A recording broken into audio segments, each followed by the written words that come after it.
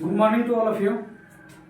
आज हम लोग 10th की पोर्शन की जो फिजिक्स की चैप्टर है जिसका नाम है प्रकाश के परावर्तन, आज हम लोग उसके बारे में डिस्कस करेंगे और इसको बेहतर ढंग से पढ़ेंगे। ठीक है, तो सबसे पहले प्रकाश का जो परावर्तन है उसमें हम सबसे पहले जानेंगे कि प्रकाश किसे कहते हैं। ठीक है, तो हम प्रकाश का डिफिनेशन लिखते हैं कि प्रकाश वह बाय प्रकाश,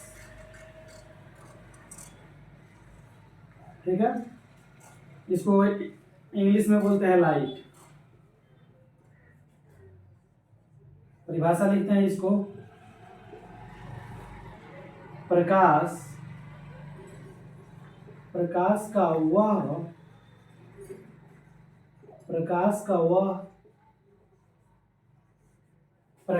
वह बाह्य भौतिकी कारण, प्रकाश का वह बाह्य भौतिकी कारण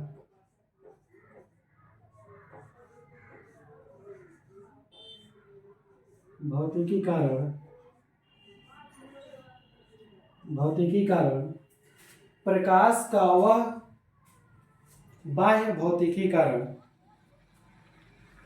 है जिससे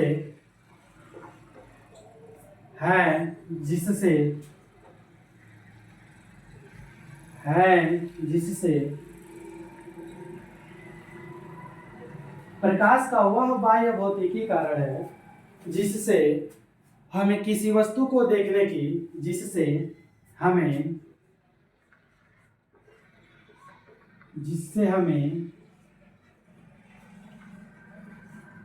किसी वस्तु को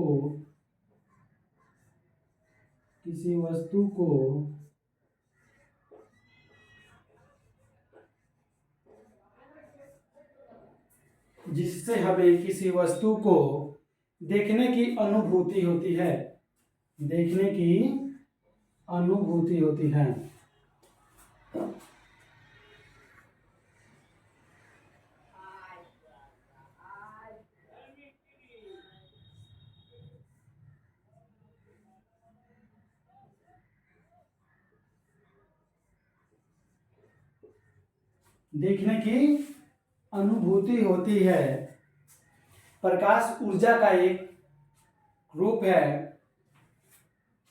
प्रकाश किसे कहते हैं? तो प्रकाश का वह बाह्य भौतिकी कारण है जिससे हमें किसी वस्तु को देखने की अनुभूति होती है। ठीक है, यानी हम किसी भी वस्तु को देखते हैं तो प्रकाश के माध्यम से ही देख पाते हैं। ठीक है, तो जो ये प्रकाश है ये ऊर्जा का एक स्वरूप है। प्रकाश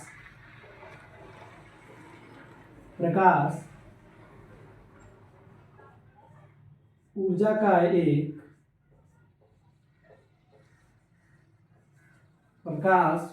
एक रूप है जो हमेशा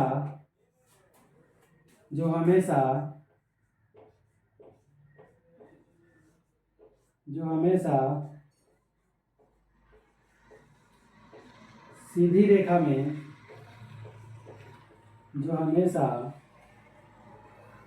रेखा में गमन करती है।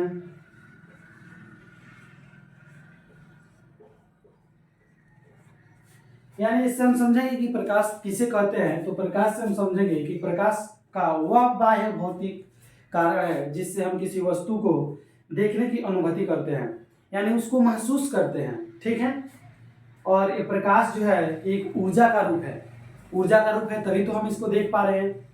और ये हमेशा सीधा रेखा में गमन करती है।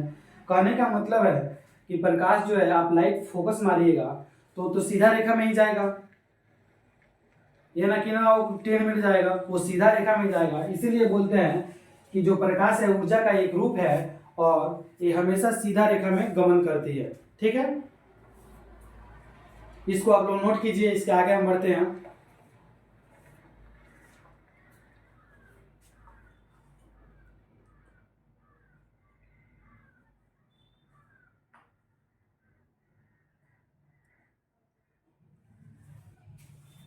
इसके बाद हम लोगों का टॉपिक है किरण।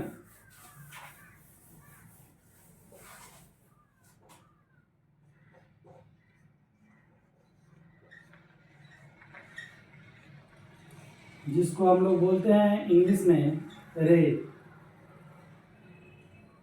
ठीक है, किरण यानी रे। प्रकाश के गमन पथ को, प्रकाश के गमन पथ के दिशा को किरण कहते हैं, क्योंकि जो किरण है यही प्रकाश जैसे जैसे जाता है वैसे वैसे गमन करते हुए मतलब जाता है, तो किरण के माध्यम से ही जाता है। तो इसको लिखेंगे प्रकाश, किरण, किरण प्रकाश के गमन, किरण जो है प्रकाश के गमन, प्रकाश के गमन, प्रकाश के गमन, प्रकाश के गमन पथ को, पथ की दिशा को, प्रकाश के गमन पथ की दिशा को, पथ की दिशा को, पथ की दिशा को, पथ की दिशा को किरण कहते हैं, किरण कहते हैं।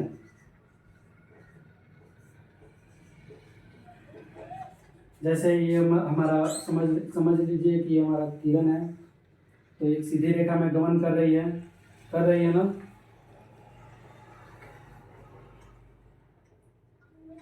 ठीक है, तो उसका जो मानचित्र होगा वो इस प्रकार बना लीजिएगा।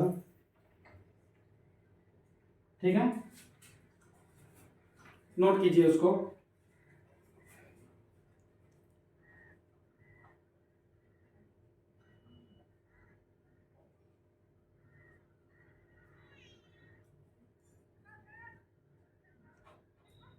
अब हम आगे अगला टॉपिक पढ़ेंगे, किरण पुंज या प्रकाश पुंज।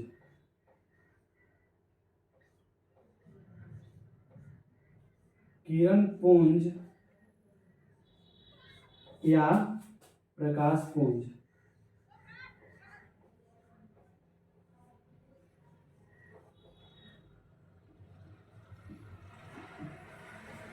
ठीक है, तो जो किरण के समूह को प्रकाश पुंज या किरण पुंज कहते हैं, तो इसमें हम लोग लिखेंगे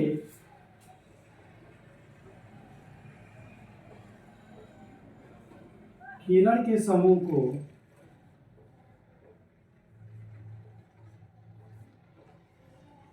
किरण के समूह को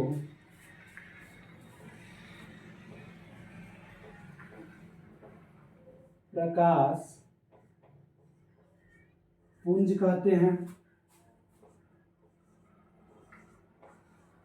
किरण के समूह को प्रकाश पुंज कहते हैं। यानी कहने का मतलब है कि प्रकाश पुंज कब होगा, जब किरण एक दिशा में जाएगी, लगातार जाएगी और बहुत सारा जाएगी, तो किरण की जो समूह होता है ना, समूह कहने का मतलब हो गया कि बहुत ज्यादा, तो जो किरण का समूह होता है उसी को प्रकाश पुंज कहते हैं। ठीक है, इसके बाद हम लोग पढ़ेंगे प्रकाश पुंज के भेद। मिटाते हैं इसको। इसके बाद हम लोग पढ़ेंगे प्रकाश पुंज के भेद।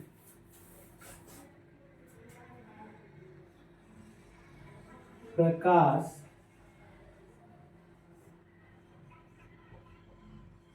पुंज के भेद।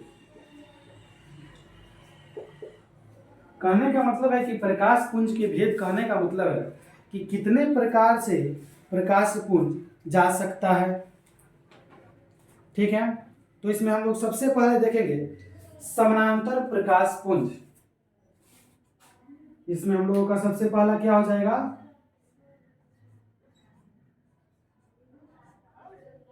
समांतर प्रकाश पुंज। समांतर प्रकाश पुंज हम लोग इसको देखते हैं, इसका मतलब समझते हैं कि समानांतर प्रकाश पुंज क्या होता है। जिस प्रकाश पुंज की सभी किरणें एक दूसरे के समानांतर होती है। समानांतर कहने का मतलब कि किसी भी प्रकाश की जो किरण है वो एक समानांतर हो, समान दिशा में हो, एक दूसरे के समानांतर होती है। समानांतर कहने का मतलब ये समानांतर हो गई, क्योंकि कहीं भी जहां भी ये रेखा जाएगा, ये किरण जाएगा, वो एक दूसरे को कभी भी प्रतिच्छेद नहीं करेगी। ठीक है, तो इसका हम परिभाषा लिखते हैं कि जिस प्रकाश पुंज की सभी किरणें जिस प्रकाश पुंज की सभी किरणें जिस प्रकाश पुंज की सभी किरणें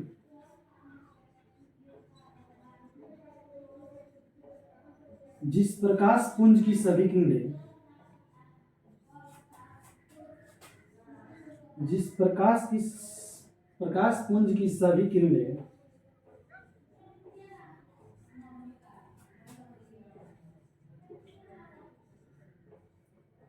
एक दूसरे के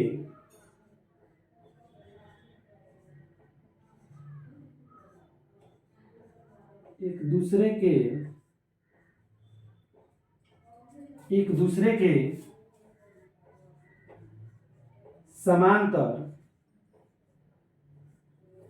एक दूसरे के समानांतर होती है उसे समांतर होती है उसे होती है उसे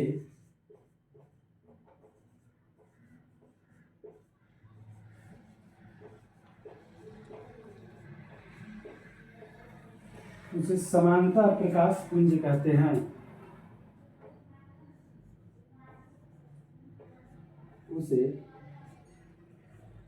समांतर प्रकाश पुंज कहते हैं।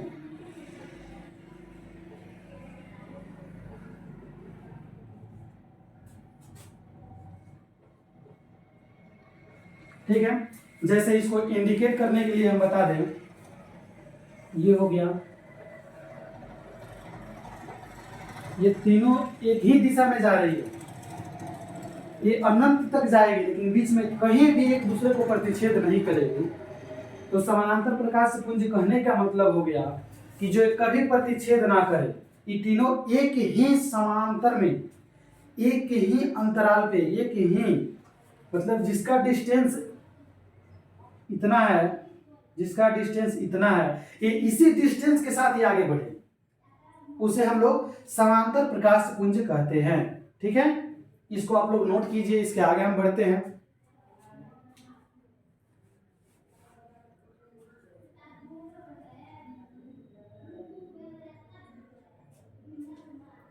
उसके बाद हम लोग बढ़ते हैं आगे, 2 नंबर है हम लोगों का,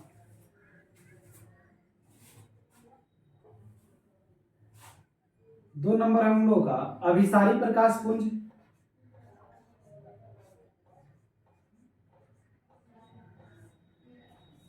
अभिसारी प्रकाश पुंज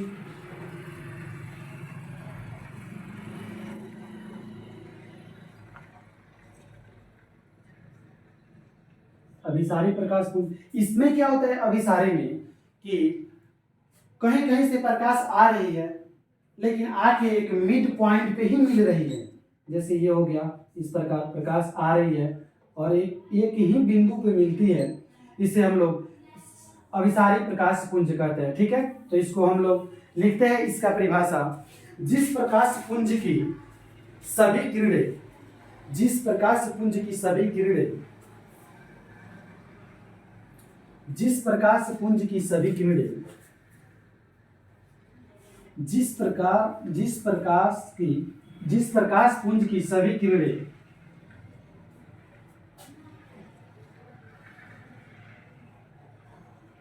एक ही बिंदु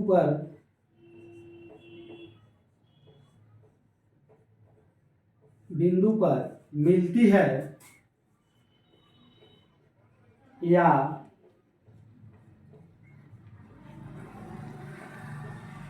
मिलती हुई प्रतीत होती है, मिलती हुई प्रतीत होती है,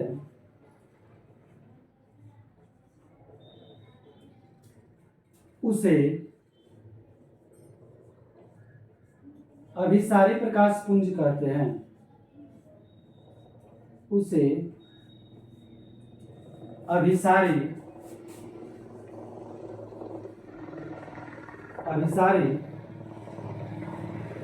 प्रकाश पुंज कहते हैं।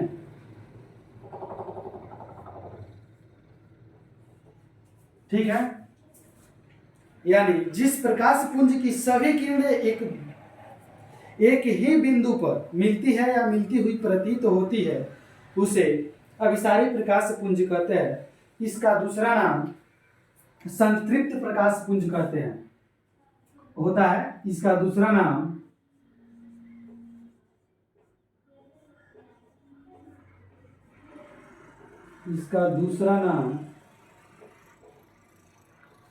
संतृप्त प्रकाश पुंज है।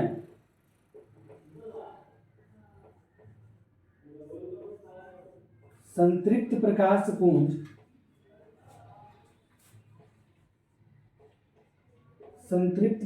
पुंज है या होती है। इसमें जो हमारा फिगर बनेगा वो इस प्रकार बनेगा। ये कहीं से किरण आ रही है, ये हमारा मिड पॉइंट हो गया, ठीक है। ये आके एक ही, जो भी किरण आ रही है एक ही बिंदु पे मिल रही है या मिलती हुई प्रतीत हो रही है, तो इसको हम लोग अभिसारी प्रकाश पुंज कहते हैं, ठीक है। तो इसको आप लोग नोट कीजिए, इसके बाद हम आगे बढ़ेंगे।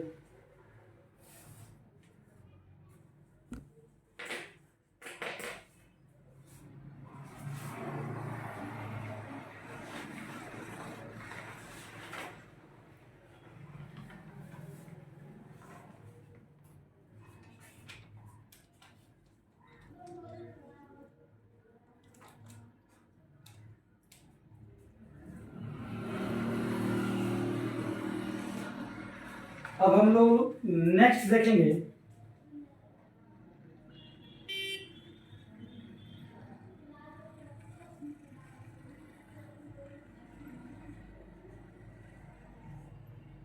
अपसारी प्रकाश पुंज। इसको हम लोग सबसे पहले समझते हैं। अपसारी प्रकाश पुंज होता है कि ये जो प्रकाश अभिसारी में होता था कि प्रकाश आके एक बिंदु पे मिलते हैं, लेकिन यहाँ पे एक बिंदु से प्रकाश निकलती हुई प्रतीत होती है।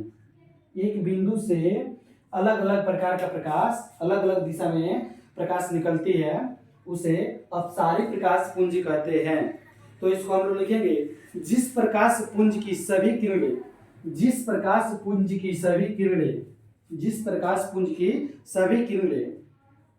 एक ही बिंदु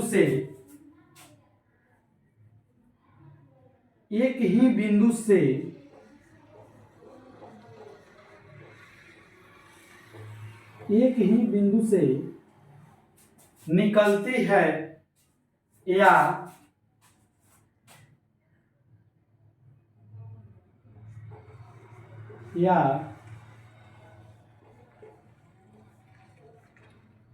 या निकलती हुई प्रतीत होती है, तो उसे अपसारी प्रकाश पुंज कहते हैं। तो उसे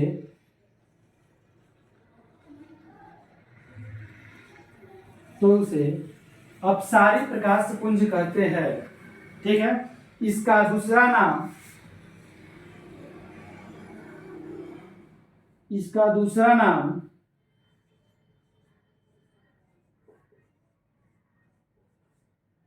असंतृप्त प्रकाश पुंज है, ठीक है।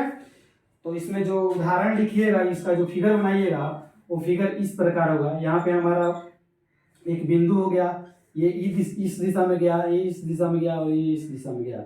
इधर जा रहा है तो इधर जा रहा है, आगे की तरफ बढ़ रहा है, ठीक है। तो इसको नोट कीजिए। देखिए, जहां पे भी समझ में नहीं आ रहा है कमेंट जरूर कीजिएगा।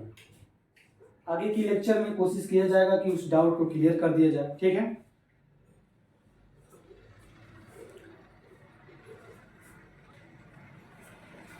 नोट कीजिए तेजी में।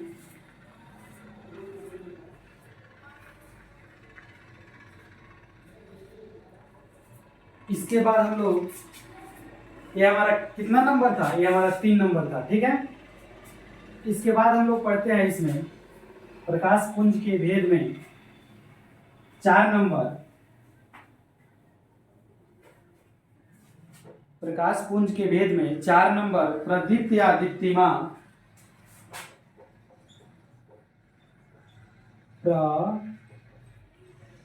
प्रदीप्त या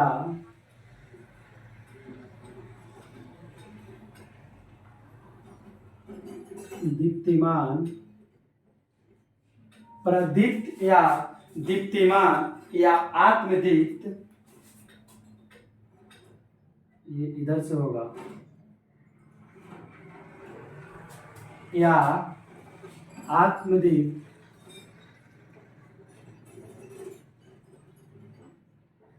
आत्मदीप्त। देखिए आपसे अलग अलग नाम से आपसे क्वेश्चन पूछ सकता है, लेकिन इसका जो जितना भी नाम होता है हम सबको बता देते हैं। प्रदीप्त या दीप्तिमान या आत्मदीप्त पदार्थ, ठीक है। इसमें हम लोग इसका परिभाषा लिखते हैं कि वैसे पदार्थ जो स्वयं प्रकाश उत्सर्जित करते हैं, वैसे पदार्थ, वैसे पदार्थ, वैसे पदार्थ जो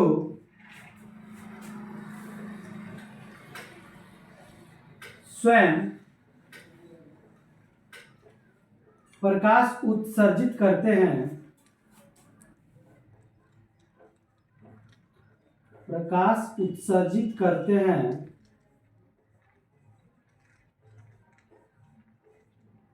प्रकाश उत्सर्जित करते हैं, उसे प्रदीप्त या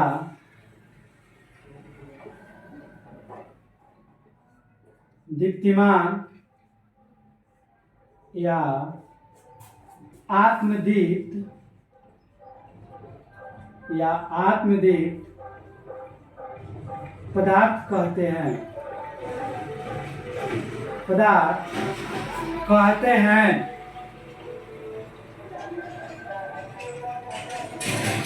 इसमें उदाहरण में लिखेंगे, जैसे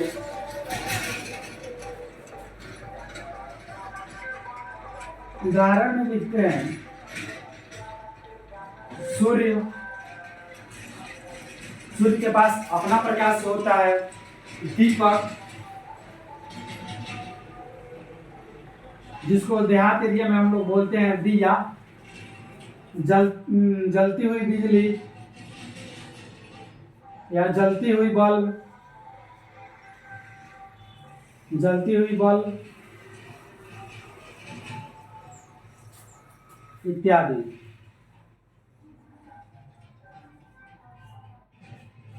यानी कहने का मतलब है कि प्रदीप्त पदार्थ या दीप्तिमान पदार्थ या आत्मदीप्त पदार्थ वो होते हैं जिसके पास वो स्वयं प्रकाश उत्सर्जित कर सकते हैं, ठीक है। जैसे सूर्य हो गया, जलती हुई बल्ब हो गया, दीपक हो गया, ठीक है। तो इसको आप लोग नोट कीजिए, इसके आगे हम बढ़ते हैं।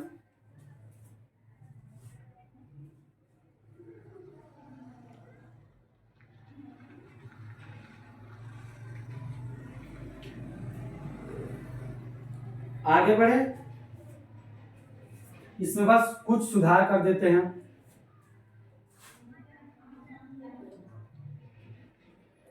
फाइव नंबर में होगा अप्रदीप्त या अप्रदीप्त या अदीप्तिमान पदार्थ, अदीप्तिमान पदार्थ, ठीक है। तो वैसा पदार्थ जो, वैसा पदार्थ जो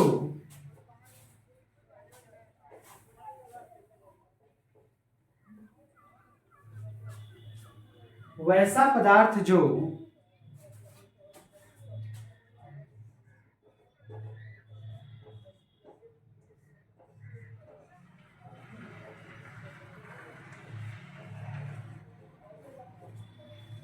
जो स्वयं प्रकाश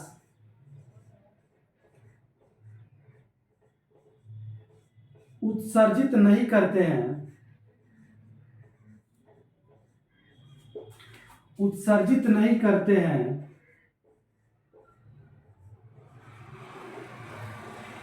उसे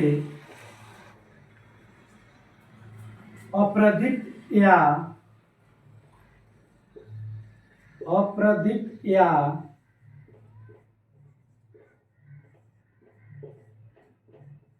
अदीप्तिमान अदीप्तिमान पदार्थ कहते हैं।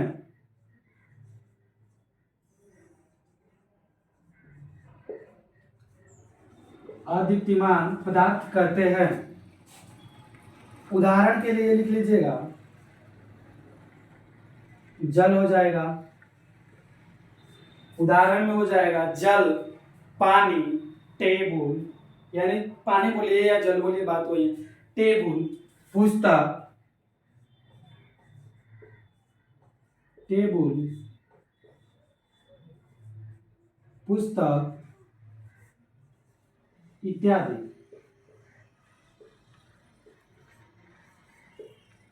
देखिए, अप्रदीप्त पदार्थ क्या होता है? वैसा पदार्थ जो स्वयं प्रकाश उत्सर्जित नहीं कर सकता है, उसके पास प्रकाश होता ही नहीं है। जैसे जल हो गया, उसके पास कोई भी प्रकाश नहीं है। आज तक आप लोग देखे हैं कि टेबल से प्रकाश निकलता हो? नहीं ना। तो टेबल भी नहीं है, पुस्तक से भी नहीं निकलता है। तो कहने का मतलब है कि अप्रदीप्त पदार्थ वो होता है, वैसा पदार्थ जो स्वयं प्रकाश उत्सर्जित नहीं करते हैं या नहीं कर सकते हैं, उसे अप्रदीप्त पदार्थ कहते हैं। तो इसको आप लोग नोट कीजिए। आगे 6 नंबर पे हम चलते हैं।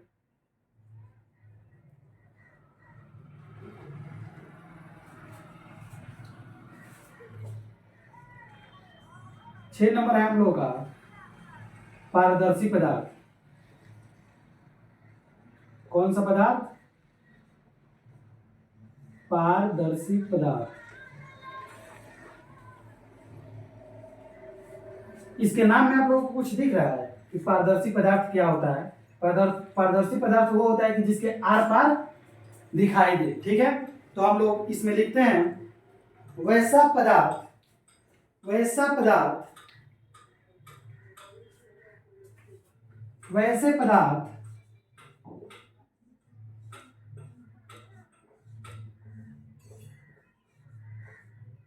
वैसा पदार्थ या वैसे पदार्थ जिनसे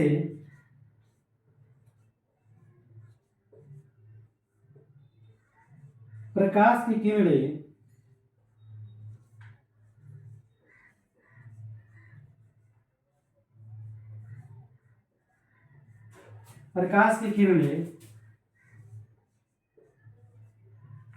आर पार,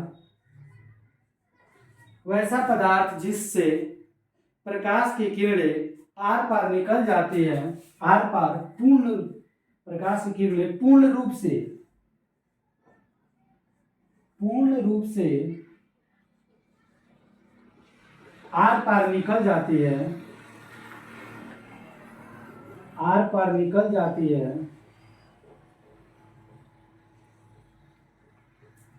उसे पारदर्शी पदार्थ कहते हैं। उसे पारदर्शी पदार्थ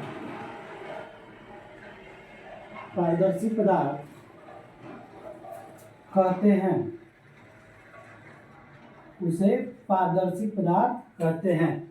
जैसे हवा, पानी, कांच। इसमें उदाहरण में लिख लीजिएगा। इसके उदाहरण में हवा, पानी, कांच इत्यादि। देखिए, पारदर्शी पदार्थ वो होता है कि जिसके आर पार प्रकाश की किरणें पहुंच जाए, आर पार चली जाए। जिस प्रकार, समझिए, एक बात समझिए आप लोग, यहाँ पे समझिए कि कांच का टुकड़ा रखा हुआ है और उधर से हमने प्रकाश को परिवर्तित किया, प्रकाश को उसके ऊपर फोकस किया, तो हमने देखा कि जैसे प्रकाश कांच पे आई वैसे ही प्रकाश उसके आर पार आए। उसे ही हम लोग बोलते हैं पारदर्शी पदार्थ। कि वैसे पदार्थ जिनसे प्रकाश की किरणें पूर्ण रूप से आर पार निकल जाती है, उसे पारदर्शी पदार्थ कहते हैं। जैसे हवा, पानी, कांच इत्यादि। 7 नंबर लिखते हैं अपारदर्शी पदार्थ। 7 नंबर क्या है? अपारदर्शी पदार्थ। जहां पे भी समझ में ना आए कमेंट में जरूर कीजिएगा कि यहाँ पे समझ में नहीं आएगा, नहीं आया है, हम वहाँ पे आगे उस अगले लेक्चर में उससे वो सब डाउट को क्लियर करते हुए चलेंगे। ठीक है, तो मेरा नेक्स्ट है 7 नंबर, अपारदर्शी पदार्थ।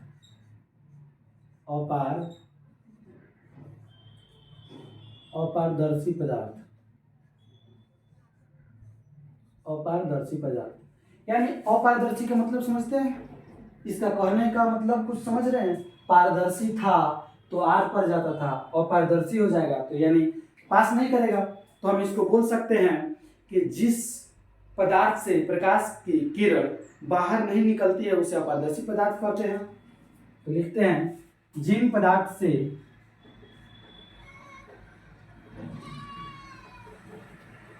जिन पदार्थ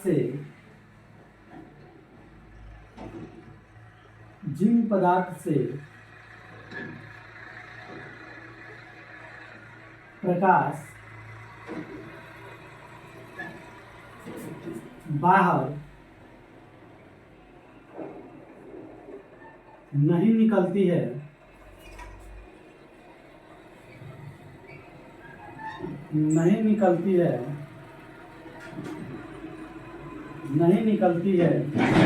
उसे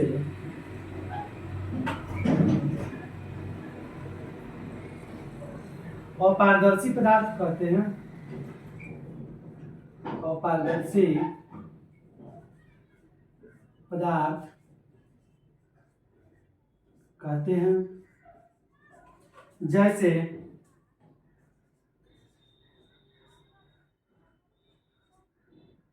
किताब हो गया, टेबल हो गया, दीवार हो गया इत्यादि।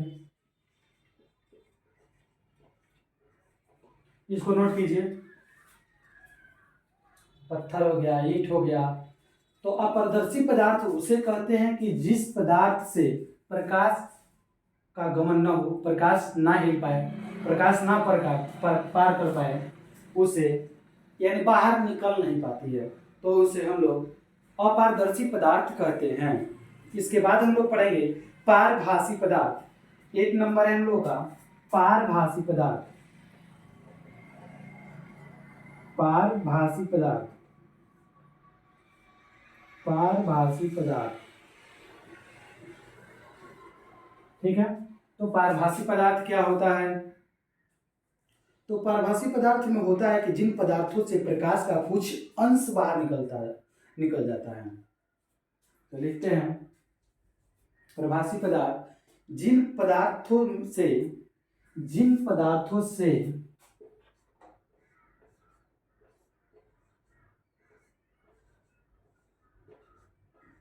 जिन पदार्थों से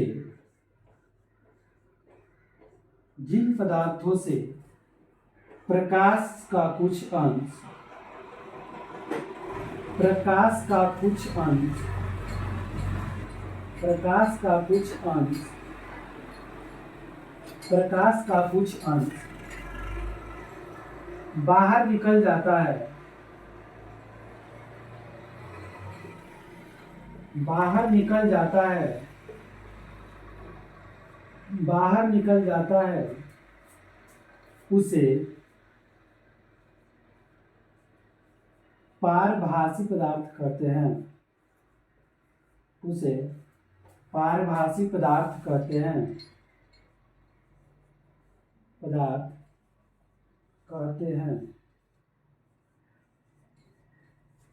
जैसे एग्जाम्पल में देखते हैं हम लोग, उदाहरण में तेल हो गया, पानी हो गया,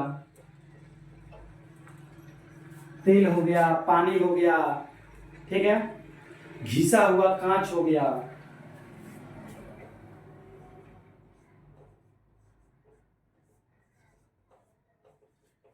घिसा हुआ कांच, कांच कहने का अर्थ है शीशा। यदि आप कोई भी शीशा को रगड़ दीजिएगा, घसीट दीजिएगा, तो उससे प्रकाश पूर्ण रूप से बाहर नहीं जाएगी, कुछ अंश ही उसका बाहर निकलता है। ठीक है, तो प्रभासी पदार्थ क्या होता है? तो जिन पदार्थों से प्रकाश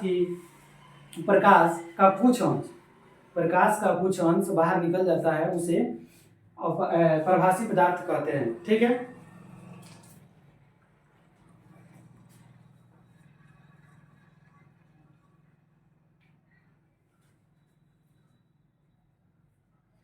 इसके बाद हम लोगों का एक 9 नंबर है। ठीक है, तो 9 नंबर को हम इसके आगे कल डिस्कस करेंगे। मिलते हैं नेक्स्ट सेशन में, और कोशिश करेंगे इसमें जितना भी टॉपिक हमने लगभग 8 टॉपिक पढ़ाया है, इस सब को आप लोग शुरू से अभी से याद करते चलिए, आगे चलकर आप लोगों को बहुत फायदा होगी।